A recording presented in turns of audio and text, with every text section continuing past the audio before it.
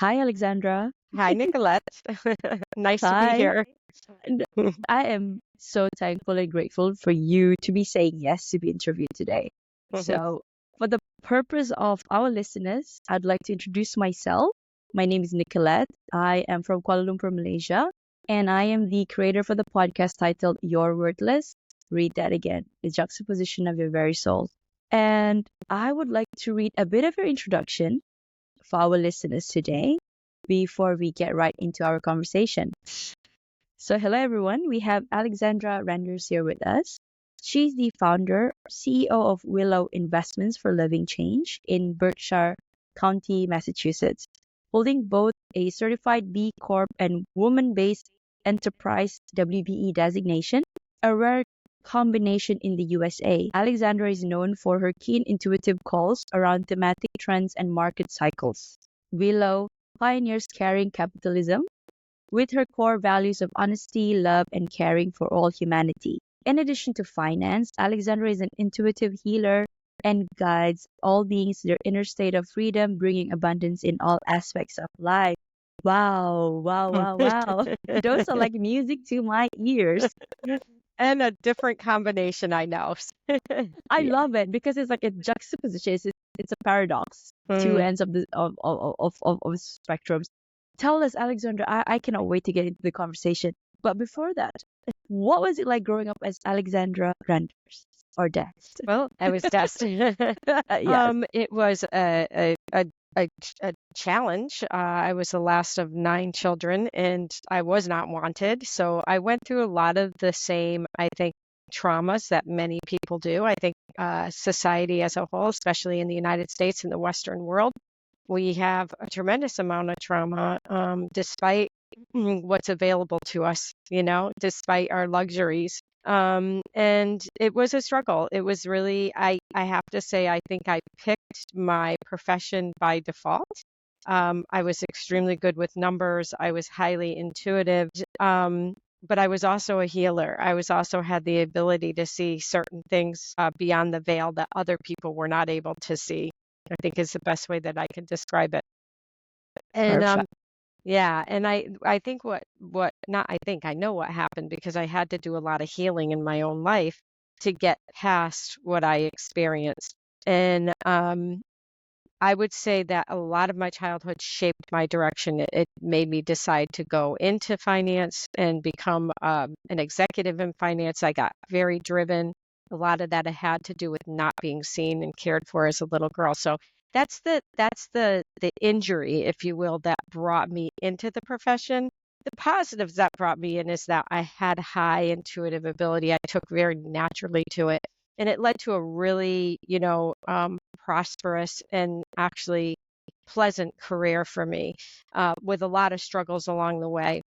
So yeah, I would say that it shaped my direction in life. And it really wasn't until I would say, in my late 40s when I finally said, okay, there's a different way here, and I want to find a new path.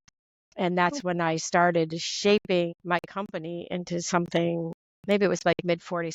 I decided to shape my company into something very different than what I experienced on Wall Street. Wow. Okay. I would like to tell you a bit of my story of how I resonate because Okay. I was a person growing up. My dad, my mom, they're always saying to me, education is key. And also by default, okay, I wanted to um, be all sorts of different person, but then I resorted to being an accountant, chartered Mhm. accountant. And because by default, that's like the, so nobody, I think every industry would want to hire an accountant. So there'll be Mm. bountiful opportunities for me to be Mhm. hired. So, and then again, because I was just trying to follow the notion of safety, being safe, instead of just following what I should be doing. It only recently, 4 years, 5 years ago, then I started to really sit with myself and ask myself, like, what is it that I want to do? And I noticed that I find the most fulfillment is when I am doing anything with love and without any care of what I will get in return as long as I'm serving. And that could be just lending a hand or a shoulder for my friends to cry on, or just an advice by saying, if let's say they're stuck with something, okay, perhaps you could look at it this way. And I tried to find what is that common theme, what is that basic tenet. And I mean, I found it, at least right now, is basically it's love. It's the act of service, and serving, because you sleep better when you are serving, or when you give rather than you take, right? So that's how I got to understand myself better and how I want to present myself.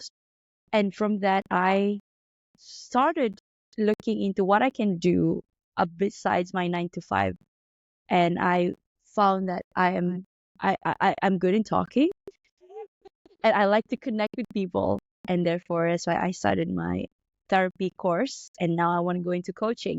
And this is why when I read your profile, I'm like, I need to get to know Alexandra, because she talks that language. She knows what I'm talking about. She knows that when I never heard of B-Corp. I think I've seen that jargon somewhere, but then when I read into it today, B-Corp, it's exactly aligning to what I would want my future business to be. So, Alexandra, yes, thank you. So yeah, you're welcome. I want to speak to something you talked about. One of the things that for a long time I thought I was off my path, because I chose this line of working on a Wall Street firm, but starting my own company. But the truth is, I was on my path all along. And principles of love, I mean, it's not just the principles, the feeling of love and really serving from love can come from any profession. So if somebody really, their bells and whistles go off by being an accountant, you could serve that profession in total love. If that's true. Your highest calling. I think we have higher callings on a lot of levels that are beyond the mundane, if you will. But I've come to realize that, part of my life purpose literally is to bring loving principles to capitalism, is to open up that, because of the 38 years of experience I have working on Wall Street, owning my own firm, sitting in the executive suite, being in boardrooms, I see how many people operate from fear. And that fear is really what blocks the true essence of the person to come forward. Because I think at the core of our human nature is love. Truly, it's the center point. And who doesn't at their last breath want to know that they were loved and they gave love? I really believe, because I've been around a lot of death, that ultimately that's what we're all striving for, that joy, that bliss, and that love. So I just want to say to whoever's listening, just bring it into what you're doing in your everyday life. Because, when I rebranded my company, I don't know, 8 years ago, and said that I was going to be an institution that had a core value of love and safety and self-development, like that's a requirement. My employees are required to do self-development, not professional development, yes, but self-development. Okay. Do you have a vacancy? I'd like to apply. A lot of people say that to me. But see, that's the beautiful thing. Like when I first announced this, people said, that was bold, that took courage, blah, blah, blah, blah. And it's true. It did, because it took me a long time to get there. But at the same time, who doesn't want love? Like, why is speaking of love and bringing that into our essence through what we choose to do for a living, why isn't that just completely acceptable, And so here I am. I love that. I love that. It's like, why shouldn't love be the core pillar of everything that we do? Right? Yes, exactly. You could be a barista. And if you put your love, your customers will feel it. A janitor even, right? It's, so Alexandra, please tell us, what is caring capitalism? I know we did touch a bit, but what is that exactly? So I've explained that I've been in the executive suite. Was an executive at many companies, 3. And what I witnessed in those companies was, nothing short of people being stripped down of their dignity, the way they were approached by presidents of the bank, let's say, or the brokerage was often very, it was force was, I really think that these presidents were well intended at the core, but because they're operating from fear, like we got to make our numbers on Wall Street and blah, blah, Yeah. blah, and, they were more concerned about the externality than they were concerned about the internality. Like internally, like, how can I show up? I'm more concerned about making that number so I can satisfy Wall Street, so I can pump up my ego, so I can feel good. And really, that came from a place of lack within themselves. And I really learned that when I embarked on my company 15 years ago. I didn't realize that I really wanted to set a new course very decidedly. It took me a little while to get there. But really, at the core, I'm a small company, but I still feel like what I do makes a difference. It's like one ripple in the pond that, comes out. And so the way I approached it, there's ESG, SRI, like a social governance and all this, which to me is farcical because it's being pushed by an agenda. And I'm not Mm. actually disenfranchised more people than it actually helped people. When you Mm. pull away like the sources of energy before you have sources that are affordable for people to get to be able to afford, and you're taking this away, you're raising prices. So that's what you see happening with prices around the globe. So I knew there was a better way, and that better way was my internal works. Caring capitalism, what it essentially is bringing the caring elements into my business and encouraging leaders to do the same. Because as an investment company, there's very, I can influence only so much. Okay. If I were a multi-trillion-dollar company, it would be a completely different story. Okay. But the way that I knew, and I believe this to my core, that humanity will change when we change. The Like change starts capitalism will from change us. when we change. Okay.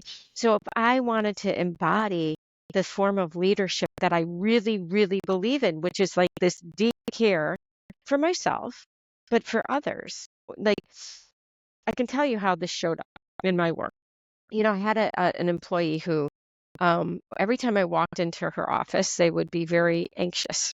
And it got to a point where it was really hard for me to ask her to do something because it was like this, I Oh my can't, God, not my, Alexandra's coming. it was like, oh my God, and Yes. I can't, but it had nothing to do with me, Oh, but okay. what happened is she would make trigger me because she would be anxious every time I approached her, which was just like my mother, just like my mother. Okay, so she triggered me. This is how you have to know thyself really well as a leader to be a very effective leader.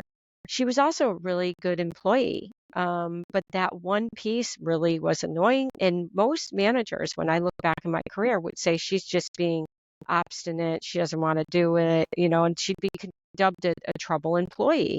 Mm-hmm. Well, I knew I was being triggered. I knew she was being triggered. So I said, come on, let's go to our coach. So immediately we went in, long discussion, not long. It didn't take long.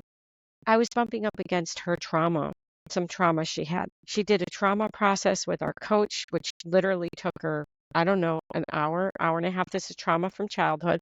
Done, gone. And now I have this absolute, it's been over 3 years, star employee who is drop dead dependable. She always was drop dead dependable, but who's like so on target, never anxious, carrying a load, quadruple the size she was carrying before. And she's a star employee.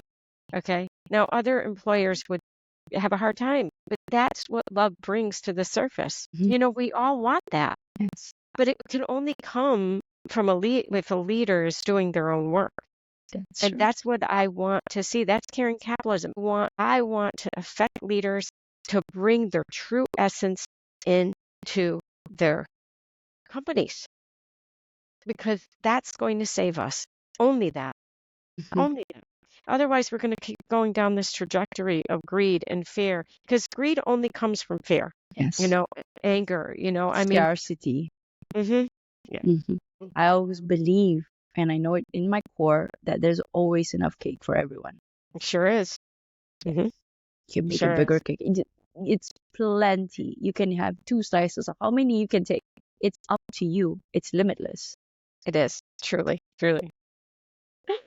Alexandra, how do you bring spiritual principles to business? Okay. Well, that's pretty easy. For me, the biggest spiritual principle is, I ascribe to some of the Buddhist principles in that right thought, right action, right thought. A lot of things start with thought, right? So, Mm-hmm. so I'm I'm a highly conscious person. So I stay, and then if I'm not, my employees are required to call me out. If I'm doing something that's opposite of our value system, which is love and openness and some other things, then I need to be called out on it. And I'm perfectly fine with that. Like that's part of it. But Mm-hmm. bringing spiritual principles for me is simply by me being that loving being and operating with all of my clients from that perspective, operating with all of my vendors from that perspective, my team. And we put a lot of emphasis on right action, right thought for our clients and in our business. We want to we're at the high level of integrity because that's, to me, your word is your word, and your Mm-hmm. word is your bond. And Yeah. and so if we say this is what we're doing, it's not full of fluff. It's for real. So Mm-hmm. you hear all these. A company that I worked for at one point had you know, we are family. Okay. Well, let me tell you, that's the most dysfunctional family I have ever seen in my life. Mm-hmm. And if that's what you're going to say, then okay, just admit you're a dysfunctional family. Or, if you're implying we are family means that we have deep love, then you better have deep love. So the first place is your word is your word. Your word is your bond. If that's what you say you are, that's how you're going to be in the world. And it's not going to be a lie. It's going to be the truth. It's Mm-hmm. going to be under, honesty. And that's one place. And then, in my company itself, we do a lot of personal development work, and we have team days on 1 day a month. It is required. And oftentimes there we are stretched to our limit from a spiritual, emotional, personal, mental perspective, like literally. Wow. Yeah, we have all kinds of exercises. We have constellation days, family constellation days. Oh, Yeah. Yeah, most of the work that we do is really based on self-development. We're not going to tap into people's belief systems, like, because that's on them, but mm-hmm. we are going to exercise the muscle to actually help people open up to their love selves, Yeah. build and grow their love muscle, if you will, Mm-hmm. for themselves, For for themselves. themselves. Yeah. Yeah. Because Mhm. only then you can attract love because you attract what you are, not what you want. Yeah, and I mean, we are so brutal on ourselves. I mean, it's Oh, really horrible, but true, right? I mean, we're just really hard on ourselves as a race, I think, generally. because we expect a lot from ourselves. And then Mm-hmm. had we been saying all those things that we have said to ourselves for all those years to our best friend, that would we would be left alone. Nobody would be friends with us. So why are we subjecting ourselves to those negative connotations, beating Because we ourselves forgot, up? yeah, Yes, we forgot who we are. because we forgot. Yes. And that's what it means to be remembering. You're here Mm-hmm. to experience the human experience. I Indeed. love it. Alexandra, can Yes. idealistic values become realistic in capitalism? Absolutely. I mean, absolutely. That was one thing that like I said, I was criticized for, like, you want to bring love into, well, yeah, because I believe in love, I mean, it was always like, absolutely it can be done, but it can only be done if you have a leader who is like fearless about it, who has the courage to say, this is what I'm doing, and that's it. And they're Mm-hmm. embodying it. So absolutely it can be done. And it happens one at a time. It happens one at a time. It can't be forced. But absolutely. I mean, people think capitalism is the problem. No, it's the people who sit inside the capitalist structure. Let's face it, if we go to a socialist, that's not a good, that's not, that doesn't afford opportunity to people. That doesn't give, it's not about the structure itself, capitalism. It's about the people inside the structure who've created problems like the greed, because it comes from fear. So yes, I have hope for it. It has to happen, in my opinion. Yeah. I think it's the only thing that really is real, if you ask me. Yes, that's the I only thing think that everything matters, else to be honest. I think everything Exactly. else It's is a a lie. facade. Yes, I totally agree. What do you think? What is your projection? Where do you see us going? That is, so you also know the other aspect of me is I'm a channel, and maybe you do know that or don't know that, but I'm actually a Yes, live, yes, intuitive. Yes, yes, yes. I'm a trance channel and a conscious channel. So I'm both. So Well, how does that? What does that mean? I'm a psychic. yeah, I'm a psychic too. Right. I'm intuitive too. So a trance channel, I literally go into a deep meditative state. Like I essentially, my ego self leaves. It's not here. It can hear what's going on, but it's not part of the experience, so to speak. I literally call in light beings. We call them the willow beings. That's how they name themselves. They come in through me and they deliver a message. And they deliver a message for the whole. So whoever's in the room, it's for everyone. And then people can ask individual questions. And it's really a high frequency message that comes through. And so that's the trance. So I'm literally, I hear many voices. It comes through in a singular voice.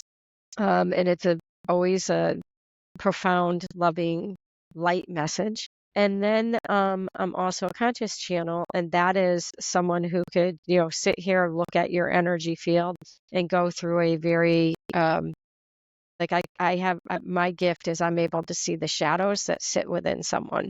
So I'm actually able to see the shadows and bring it to the light and have a discussion around it on why it is there and what needs to be done. Now the beings that channel through me will touch on it, but then I can go in and they can go deeper, but that's not their purpose. Their purpose is to deliver a message. Your purpose as a human who is receiving it is to have the curiosity and the The desire to have acknowledgement. deeper, and then acknowledgement, a deeper like in the curiosity, like, okay, that is true. Like, where's that coming from? I want to have an understanding of this. And that's where I can go into a conscious channel. And it's much like an intuitive and a clairvoyant. It's very similar to that, but it's definitely, I think, a little bit higher level because it really gets into some nitty gritties for people. So there's that. And then I'm also an economic intuitive. Yeah. So I love that. I called both the tech bubble and the financial crisis. Like I made money in the tech bubble, was when the market was down 60%, and the financial crisis, I was up 1%. So, and then, of course, I apply that to what's going on in the world today. I have a very strong understanding. I wrote about it in 2012 about exactly what's happening today, not only in the economy, but geopolitically and everything else. I wrote about that in 2012. What can I say? It was Okay, very disturbing. I need to do a Google search on you after our interview. Alexandra, I am so compelled to ask. So what do you read from you? What do I read from you? Yeah. Are you sure you want me to do this? I mean, I can always cut this out. Okay. All right. Permission. Okay. Permission. So, I see an absolute deep desire to serve. And I see a little bit of confusion on how that's actually going to play out. Like a little bit of let's call it a little bit of confidence. I think that's like, I want to show up in a way that's powerful. This is me sitting inside of you, but I'm not really sure how to fully sit into my power. And that's really at the core for you right now. And it's like when we were talking about the battle, that you have that battle going on. It's like, oh, let me be small. Let me be. So there's a part of you that really wants to assert and have your energy more assertive in the world, but then there's a part of you that's protecting yourself. So that's what I definitely say. Does that ring to you? Mm-hmm. Yeah. Mm-hmm. Yeah, Mm-hmm. it's that voice of how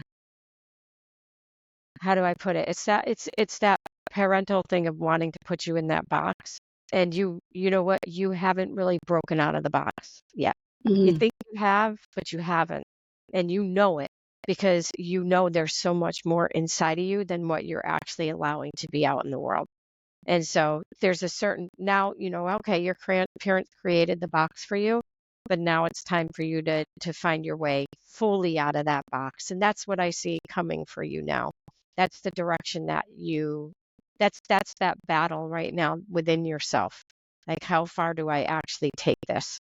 And you want to go much farther than you are. I mean, the truth is you see yourself there, you're here, and you want to get there, but you're not sure exactly how. That's what I see happening. And I would say, like, the biggest injury there is I feel like you've done a lot of work on your fear of rejection. I think but I do think that's still sitting there. It's like this. Okay, like, when I decide to be that tall blade of flat grass sitting in the middle of the field, will there be other tall blades of grass next to me? Or will I be that lone tall grass sitting there? And that, I think, is like, that kind of that fear of loneliness, I think, that sits there a little bit. And so now I'm starting to feel that inside of me. That feels pretty big. Fear of loneliness, which stops you from fully getting to the other side. Does that all make sense to you? Yeah. Yeah, as I talk about it with you, I can feel are you an only child? No, I have a But younger sister. yeah, but did you kind of get pushed to something happened where you got very Yes. isolated? Yeah. Yes. Yeah, and yeah, you did. And you remember, like, when I talk about that fear of loneliness, I know I'm tapping right on. It's like I got my finger right on it, and you're saying, like, I got that boo-boo right now in my finger. Right? You can keep this in if you want. I think it's really good for I think you to hear I this. think It it's really good. is. Yeah. But you have your finger on the boo-boo. Like, as I touch it, like, it's loneliness. It's not that you're afraid to be alone. You love alone time. It's loneliness. It's like you don't want to go back to that feeling of isolation that you had as a little girl. And that is what's in your life. If you can do that, you can do a lot. How do I get past that, Alexandra? Okay, well, it's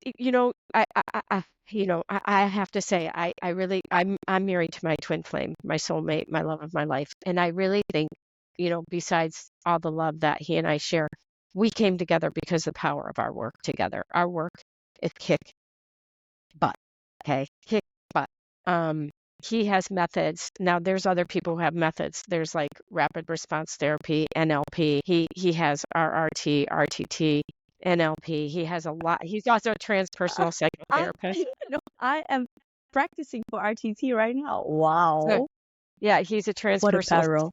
Yeah, he's a transpersonal psychotherapist, but he gave up his license because he could get to those little places very quickly. So the way we work together is I poke my finger in to the injury, and then What's the salt? he fixes it. He bandages. And bandages it.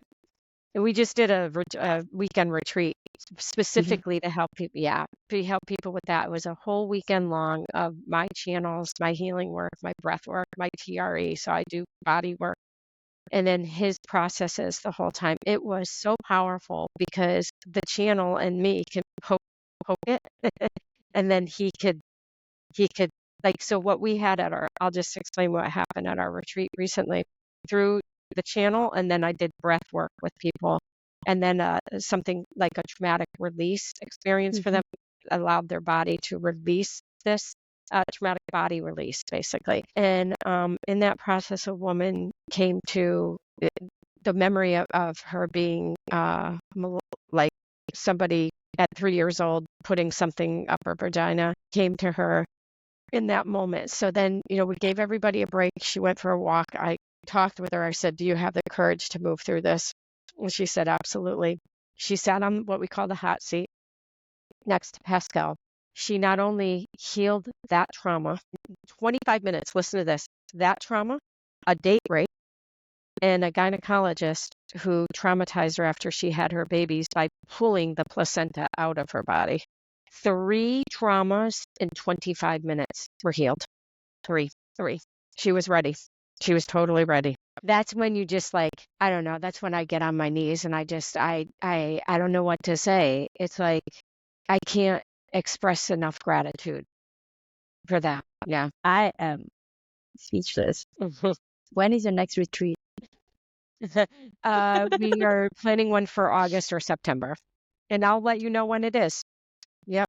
Yeah. Please do. Yeah, I'd it's a love. weekend. It's a weekend retreat, Friday, Saturday, Sunday.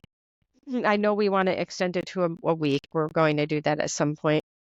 But it's, both of us have this deep, desire to help people overcome some deep things so that they can become whole, Yeah, that's my mission. Yes, I found my soul tribe. Yes. Yes. Yes. So, I just want to point something out about loneliness. Loneliness, many people have that fear of loneliness. So, the people who have your specific backdrop where there was a lot of neglect, isolation, and you're probably going to really get this, have a tendency towards codependence, towards, wanting to please and wanting to, okay. And Serve. yeah, wanting, and it's, there's serve, which is, when you want to serve, there's a healthy way to serve and an unhealthy way to serve, right? Yeah. So I would call the unhealthy way to serve pleasing because you're At the expense of yourself, I at the think. expense of yourself. Yeah. You're going, yeah. Now here's what because this is a really important fact that the number one addiction in the world today is codependence. Because codependence actually is an addictive. It's an addiction because in most cases people didn't get what they needed. And the only way they knew they would get what they needed was to please, please, please, which is also a form of control. Underneath the surface of that behavior is a fear of loneliness. And if you heal that fear of loneliness, which I did, okay, through I don't even want, like, my husband's neurolinguistic programming is with a heart. It's at a higher degree than normal NLP. He can't stand NLP. This is like at this level. I have to admit, I did this process once I saw the loneliness underneath the surface. I said, I need to heal this. Once I healed that fear of loneliness, the desire the addiction to codependence went away because it is an addiction. Yeah. Anyway, that's just. Thank you. Thank you. I think I get what you're trying to say, and I'm resonating at this point, and I know. inside my head I am reviewing. I know. Thank you I very see it. much Yeah, for that I'm sorry. insights, Alexandra. No, I love it because by this way, our listeners could definitely, relate. And I think loneliness plays a lot of people these Really days. does. Yeah, it really does. It does. It does. I think once we were born, we separated from source. And I think that was the first part of where loneliness came in, right? Because we separated from something we knew as deeply loving. Yeah. And then, of course, our life circumstances just, embedded that deeper into us. Yeah. So, yeah, you can do it because you're so, I love how open you are because I was just able to go in and just, do you see how it works now? It's very different. It's a simple clairvoyant reading. Exactly. Yeah. Oh, so I did some work. You're right. I did some work. We're still doing work as long as we're still alive. About 4 years and counting. Yeah. No, I've been doing this since I was 18 and I'm 59. Okay, I got to pushing 60. So, when you want a good life, that's what happens. And I'm so encouraged that I see younger people like at your age really seeking, like in our workshop, in our retreat, we had 1, 2, 3 young people. It was fabulous. I was like, wow, this is like young people just wanting it. It just makes me so happy. Makes me so happy to see that. And I plan So much. to carry that mission as well. So yes, Soul Tribe, Alexandra. Yeah. Can you tell us about a company that lives by this principle and the results? My goodness. My company? I mean, to be honest with you, I don't intimately, look at, my husband and I are getting more leaders who want to bring spiritual principles to their business. That's great. But I can honestly tell you, because I work, you know what I do for, just so you know, I recently merged my company with another company so that I have more time to do my healing work because I am in Willow is now merged with another company. Oh, wow. Yeah, but we're still Willow, but I'm still managing all the portfolios. But the kind of the minutia, if you will, is being carried by somebody else, so that I now have time to work with leaders to help them form and individuals to heal and to actually bring spiritual principles to the business. So I could say, Nicolette, that I don't know anybody at this time, but I do know people trying to get to that place, like trying to be their authentic, bring their authentic nature into their business. That is happening. And for that, I'm grateful because that took a while to happen. But that is happening. People want this change. They're hungry. They're hungry. My heart is beating so fast right now. It's like it's pumping. It's like I'm alive. Talking I like to a guest that I can resonate. I can see the future. I can see what's ahead, like the impact we're gonna make, the changes. Like, yes. Suddenly I'm not so lonely anymore. Yeah, right. It's like it comes and goes, Alexandra. It comes and goes. So it's like before it was like really afraid, but right now it's like it's there. But I'm trying every day. I wake up and I show up. Yeah. Good. That's where it starts. Thank you. You're welcome. What is the first step our listeners can take today to start on the path of being more conscious in their choices? One of the things I love people to do, most people don't sit in stillness without their phone, without the. They cannot stand it. Yeah. I would say if you can, start with one day without a phone, without media, without any outside interference, minimal food, water, maybe fruit on that day. No paper to write on, no going for walks. Stay still and stay quiet. Close your eyes. And when you're done with that day, take note of how many negative things you have to say to yourself. It's powerful. It is really powerful. You will realize the negative voices in your head. And the only way you can do that is to get still. As I did this early on, I took a 3-day retreat by myself, locked away in a place with minimal food and just with nothing. Excuse me, you can have a piece of paper because I had to, for the 3 days, had to have it to remember how negative my self-talk was. I sat and you still had negative self-talk after healing for so many decades. No, that was, I have no more negative self-talk. I'm done with that. But it went away about 15, 20 years ago when I went away. I think I was like 42. Okay. I did this 3-day silent retreat and I realized, and I was like, I got to get rid of this. I'll tell you a story. I was beating myself up at that time. It's like a good 18 years ago. I was beating myself up because when I was in college, okay, now we're talking 18, I was in a family of 9 children, very deprived. If I needed a shirt, I just went into my sister's drawer and I grabbed it and she grabbed mine. Like there was no grabbed underwear. We didn't care. We were grabbing it, right? So I get into college, I get into a dorm and I didn't have something to wear. So I went into, nothing was clean. So I went into my roommate's closet and I took one of her shirts.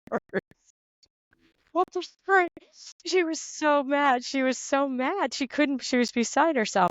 And okay, so later on, I want to say like in 42 years old in this retreat, I'm beating myself up over what I did at 18 years old. I mean, literally, like, so I got over it. Okay, I realized like I'm beating myself up. So I want to say it was like probably about 3 years ago. I was standing where I used to live, where I grew up, with my father, I think my mother's graveside. And all of a sudden a car stops and the person walks over. It's my college roommate from 18 when I was 18 years. Yeah. And we just started to chat and I said, "Oh my God, Mary Rose, like, I can't believe I did that. I used to beat myself up." She goes, "You did what?" I don't remember that. Okay. You see? Yeah. Okay. So you have to remember, like, when we were talking about your mind, like right thought starts with how you perceive yourself. Because when I went on that 3-day retreat 18 years ago, it didn't stop. And you have to remember your body is 80% water, right? You know about the studies out of Japan. Okay. I remember. Dr. Emoto. Okay. Yes. You're 80% water. And if you're intoning to yourself all these negative things, what's happening to the water of your body, the structure? It's not looking so good. And if you're that's why you age. If you're not looking at yourself, yeah. So anyway, that's the number one thing. Start with the 1 day of silence. If you could go for 3, do it, but at least do 1. At least do one and really stick to it. And you're going to see how much negative talk you have. And you're not alone. Everybody does it. Alexandra, thank you. You're Thank welcome. you. You're so Thank welcome. you. My pleasure. You're a sweetie. Nicolette, you're a sweetie. I am grateful. My heart is just full of gratitude right now. Nice. What is next for you, Alexandra? Well, we're doing it. We started running our retreats now, and we are working on a leadership program for leaders, as well as so we have retreats for people who just want to heal these inner wounds, and just go to another level. We really like people to work with people who are really serious about going for it, because I know the power of our work is we just it's so beautiful, yin and yang, so great. So, continuing to do, to really bring our retreats out, separate of that, our leadership training. And, I do offer free channels to groups of people. So, your listeners can get on my list for that. And, but for me as a human personally, where I'm going, because that's what I'm doing in my life, right? That's my career. But then there's this aspect. Now that I'm past the part of my career where I'm building and so on, the investment side, and I'm really in my true power of my healer self. I'm working on really bringing me home to my feminine nature, to my divine feminine power there, and that's part of what I am teaching other women, especially women leaders who decide to hold executive positions. There's a piece of us, and especially in the Western world, there's a piece, maybe, there's a piece of us that has really left that feminine aspect behind. And even though I feel like I was a manager who very much embodied my feminine aspect, and I was and am, it didn't come until a very late 40s. And I feel like women younger than me, we're missing out. Women are missing out on our true nature, and our true nature is powerful, very, very powerful. And if women just embrace that and see the nature of our power from the feminine, divine feminine aspect, a lot of things will change in our world. Can you break it down for us? Just tip of the iceberg. Certainly will. I have a drive nature. I can be very driven, very focused. I love that. That's a very masculine trait that allowed me to create my company. But there was a part of me when I was in business, especially when I worked for other people, who felt like I had to stay in that aspect to survive that environment. That is wrong. That's very wrong. When I embraced my feminine, when I started to really walk into that, I realized that I had the ability to create boundaries. Boundaries. And what's a boundary for me? Well, a boundary for me is, there's so many that I put in place, but I'm trying to put it in perspective of when I worked for a company. Let's skip the way certain people talk, okay, sexual talk and all that. Let's just put that out. When I was working with clients, I would be in that driver mode. Okay, I got to get this. My company wants me to bring in more clients. Okay, so I'm like driver. And it was exhausting at the end of the day. When I had this epiphany that I'm a female and I do things differently, and I am this love person, I decided I was going to slow down, because the feminine does go slower. We are more intuitive. And I'm going to use my intuitive nature with my clients instead of driving. Use my more intuitive, loving nature with my clients to really understand them at a level that I don't understand them in that driver mode. Okay. And so that's what I started to do. When I slowed myself down and took more time, my business, the company didn't even know what I was doing. I was bringing in clients left and right. I could not stop bringing clients in.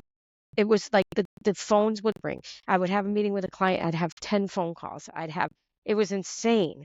Okay, what was going on, because I was stepping into my true nature. I wasn't operating from that driven perspective. I was operating from that deeply caring perspective and that high intuition, because women have high intuition. Women have we have the ability to really use both sides hemispheres of our brain. The analytical and men do, some men do too, but like if you're just going to break it down, we actually have the ability to cross over and really have those deep understanding of the emotions. So if you could bring that into what you're doing, even as I related to my colleagues, like I had one guy who came in who was like belligerent, and I looked at him and I really sat in my feminine aspect and I said, I see you're in a lot of pain.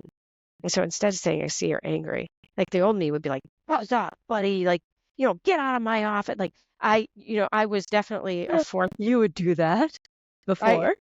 hell Wow. yeah, man. No Are you wonder kidding people me? fear you. Are you serious? Like if anybody crossed that boundary, I would meet them with the same energy. So we'd be going like this. I wouldn't want you as my boss like 18 We years would ago. be like this. Oh no, I was okay. So Okay. like this, okay. But then I learned in the feminine aspect, it's like, oh, and it takes some emotional intelligence. I see you're in pain, and even acknowledge the anger. I believe you. I believe you're in pain. I see that. And it would throw them completely off kilter because that's not how you react. Because that's not how you present yourself. Once I got them down, then I'd say, you will never walk in my office and speak to me that way again. Otherwise, you are not allowed to cross that line, period. So once I got them where I needed and I understood where they were and what they were all about, then it was like setting my boundary that's never okay for me again. The door will never open for you again if you do that again. I mean, that's how I handled it. So I was able to empathize and see that they're angry, and I believe that they're angry for whatever reason. I was able to work through whatever it was with them. And then it was like, don't approach me that way again. And they didn't. Because it's about your energy. It's about alchemizing what you bring out. You're transmuting. We have a lot of power. Here's one thing I want to say to you. Here's really, really important. If women accepted their anger instead of suppressing it and developed a healthy relationship with their anger, there would be no war in this world, because no woman will allow their child to go to war. No woman would allow their child to go to war. Okay? And we're able to accept their fear and their sadness. And women gave them the place to be in that frequency, because it's like, little boys don't cry. Man up. And let's face it, when a woman has a man, a wife has a man who's crying, it's kind of like, oh, that's a little uncomfortable. Well, those tears and that fear are what will stop wars. We have to make it safe for them to have those tears and fears. If we don't, it equates to anger, because they're pent up. Their true essence isn't coming through. I'm not saying live in these wide ranges of emotions, okay, where you're like, The reason we have such intense fear and rage is because we're suppressing it as women. You understand? It's so important to really grasp that. We were here to have the human experience, and we're here to experience all ranges of the emotions. What we can't have happen is for them to take control of you. Like when fear takes control, you do stupid things, okay? But if you acknowledge that the fear exists and you deal with whatever that fear is, like that fear of loneliness that you have, then it no longer has a hold. It can no longer dictate how you move through life and the choices you make. Make sense? Yeah. And so 1000%. So the divine feminine really allows for the full embodiment of all of those emotions in our intuitive nature. I mean, that's where I started anyway. So yeah. My soul is hugging your soul right now in the 5. Mine too. Okay, Alexandra, a question on self-worth. I know we probably have answered the question. We have provided the answer, but here's the question. Many people struggle with feelings of worthlessness at some point in their lives. What are some common triggers for these feelings, and how can individuals cope with them effectively? I love this question, and thank you. Yay. So one of the things when I first started channeling in the beings, they explained to me that there were 3 constructs, one of 3 constructs that people are born into, and some of them are more dominant than others. So a sense of worthlessness. So your life circumstances will actually increase the level of worthlessness. That's your construct, right? Yes. A sense of helplessness, meaning someone else can do it, but I can't. Yes. And a sense of hopelessness, meaning no one can do it. Yeah. Now, I see that hopelessness with people who, one of the things my husband and I are working with is people who've experienced severe sexual trauma, like from 3 to 9 years old. Like we're working with a lot of people like that right now. And I won't go into exactly what, but it's great. And they tend to have a sense of hopelessness because of the level of, okay, that's a very hard construct, but it can be helped. Now, worthlessness, one of the things, the way it gets embedded. So in your case, Nicolette, I'm going to just use you as an example because you had such isolation. Okay. And you had to outperform to be seen. Like you had to really work at it. Okay. Prove. Right. Yep. And so it's first recognizing like that you have that outward trait. Because, if you go to somebody and say you feel worthless, a lot of them aren't really going to understand what that means. You have to point to the traits, the behaviors that explain okay. So like your behavior, for example, of like trying to please everyone and no. Okay. So that point, right. Wow, it's a sin. Yes, now I see now. Yeah. Okay. Do you see what I mean? So it Yeah. points to that. Okay. So the best way to do this isn't like, oh, I'm suddenly worthy. And I do believe in a lot of like the mind therapy that could really help. But it's recognizing a pattern or behavior. I see myself pleasing too many people and I'm exhausted when I get home. Okay. Now it's like, why am I doing that? Where does that come from? Because if you just say to somebody, you could deal with that. And you very effectively can deal with that very quickly in one session. It's gone. You're peeling back the layers that get to that level of worthiness. It's not like it's not a straight line. I hate to tell you, there is a zigzag to it because there's so many behaviors that come around that theme. If that makes sense to you, yeah. And it's just chipping away at the the outplay of that behavior. So for example, when I realized, it's also working really with a really good guide, a really good therapist, a really good RTT or RRT or something like that is really helpful. So when I realized like I was depleted, I had just all this codependent behavior, pleaser. I worked with our teacher, well, retired now, who did a session with me, an NLP session, and what we got down to the core reason for my pleasing had to do with my fear of loneliness. So we went in and we healed that. So that aspect is healed. Then the next aspect was to deal with my fear of abandonment. That, as I keep chipping away at these major themes, I now found my worth. I know what I'm worth. I know my worth now. But it took a while. I had to kiss a lot of toads to really understand. So it's life experiences, I would say just pay attention to what behaviors you have, and that will lead you to your answers on how to heal. Thank you. This became a therapy session for me too. That's my job. I like to blow people wide open. That's my job. And I love it because I am an open book as well. So I love how you said that, how easy it is for you to just look into. So because before I think I was close off, but then right now it's like I now got work, some more work to do, but at least I'm getting. Please know we all do, and it's not until we take our last breath that we don't. Yeah. Until that's what I always said. Until we're 6 feet underground, that's the only time we stop healing. In this human body. In this human body, yeah. Yeah. Alexandra, what is your heart's greatest wish? Good Lord. Shambhala, like we really experience peace on earth, all of us humans, move into a deep love state and a state of peace and no more suffering. Just nothing but that blissful joy and Shambhala. Yeah, that's what I want. That's what I really want. I love. Do you have a mantra that you live by? I can't say that I consciously do. I've had different mantras over my lifetime. When I was like wanting to believe that I was, let's say, like wanting to overcome my worthiness, let's say, like I would be like, I'm beautiful, I'm smart, I'm this, like I would have a mantra like that.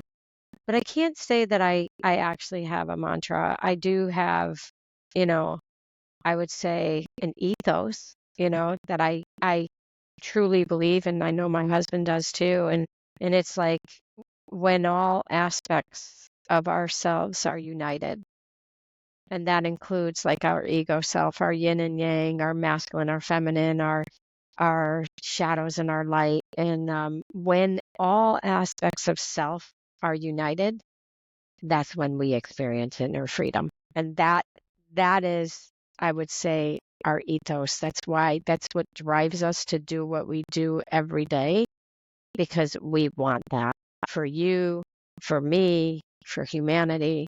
Yeah. So that's why we created our new company, and our new company is called United Inner States of Freedom. And it's because we really believe that uniting all aspects will bring that freedom, because we're experiencing that for ourselves. To the one. Is there anything that keeps you up at night, or do you sleep well? My God, you would ask that question. What used to keep me up at night is that I know what's going on with humanity and some of the agenda, if you will, which I really don't want to speak to. I intuited all of it in 2012. So for a long time, I had very disruptive sleep, because to see that far out into the future on how things were playing out and actually seeing them play out was really disturbing. But I also realize it's our opportunity. Like, the light is getting lighter and the dark is getting darker, and it's really, the light is shining brighter, and that's illuminating. It is illuminating. It's illuminating. It's bringing out the shadows, right? So this is a great opportunity, I think, for humanity, and for us as individuals. But I would say, like, the only thing that keeps me up at night is when the beings come through and they want to do a download. Any time of the day. And so, like, they'll come in, and then sometimes I get interrupted to wake up and do some healing work. Like, I don't really want to go too far into it, but I do some work at a high level to help bring light. And so sometimes if I wake up like 3:30 in the morning, like, get up, you need to get up, you gotta and do this. Exactly. So I'll do it. But, because I do have shamanic work, I have work that I do that's yes, I get you. I get here, and we're speaking the same language. I get it. Yeah. I mean, our listeners might be able to catch on to it, but yeah. Wow. Alexandra, you are remarkable. I'm just me. Thank you. Yeah, I'm with you 100%.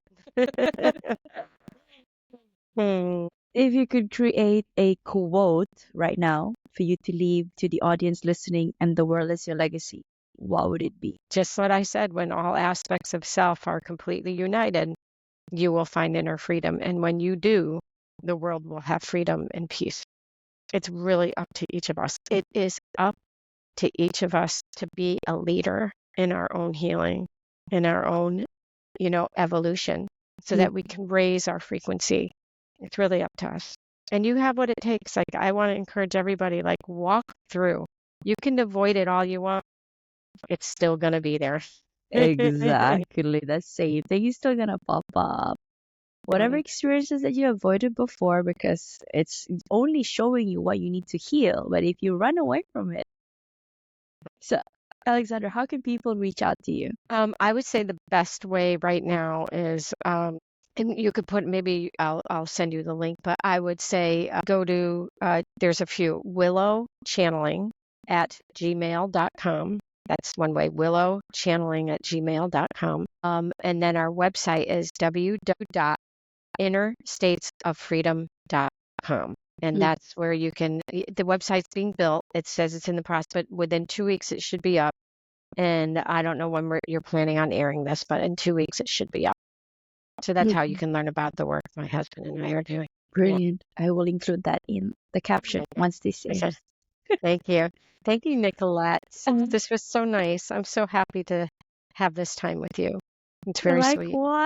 Likewise. And there you have it, guys. You heard it from the person herself, Alexandra Renders. Before we close off, Alexandra, I'd like to personally thank you for the work that you're doing for the world and for advancing every step of the way, despite the challenges, creating trails for those that will come after you. Wonderful. My Our pleasure. listeners, this has been that one podcast with that controversial name, You're Worthless. Read that again. The juxtaposition of your very soul. Now, if you find yourself thinking that you are worthless, you're not alone. But more importantly, ask yourself a level deeper, if I'm worthless, then why the heck am I here? It is because your soul have chosen to be here energetically, all the way from the ethers. And for that reason itself, you are worthy and you are enough. This has been Alexandra Renders, your guest of the day, and Nick Nieras, your host, signing off. Well, thank Thank you. you, That was so Alexandra. beautiful, Nicolette. Where do you live? Where do you live? I live in Kuala Lumpur, Malaysia.